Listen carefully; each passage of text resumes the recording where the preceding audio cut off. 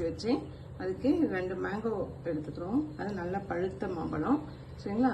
இதோட ஜூஸ் அதாவது பல்ப் எடுத்துக்கிறோம். அப்புறம் ஜவ்வரிசி, பால்.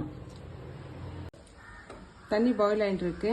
இப்போ வாஷ் பண்ணிட்டு வந்த ஜவ்வரிசியை இதில் போட்டுடணும். சாகுவை இதில் போட்டுட்டு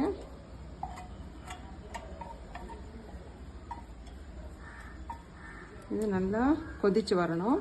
கொதிச்சு வந்துட்டு அதுக்கப்புறமா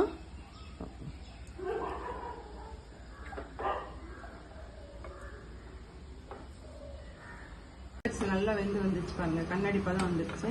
இந்த ஸ்டேஜ்ல இப்போ நம்ம என்ன பண்றோம், காய்ச்சி வச்சிருந்த பாலை அதில் ஊற்றிடலாம்.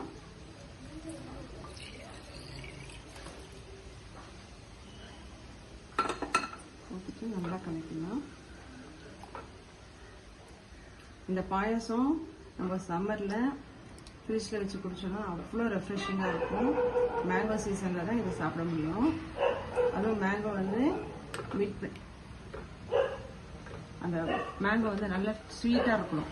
இதில் சக்கரை போடணும்னு அவசியம் இல்லை.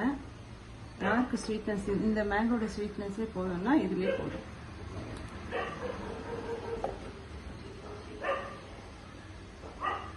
மேங்கோ லவர்ஸ்க்கெல்லாம் சூப்பராக பிடிக்கும்.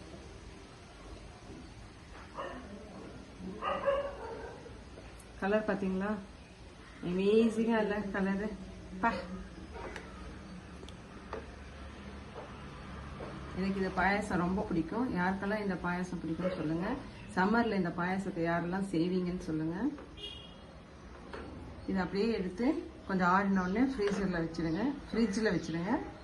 வச்சுட்டு அதுக்கப்புறம் எடுத்து சர்வ் பண்ணுங்க லஞ்சுக்கு.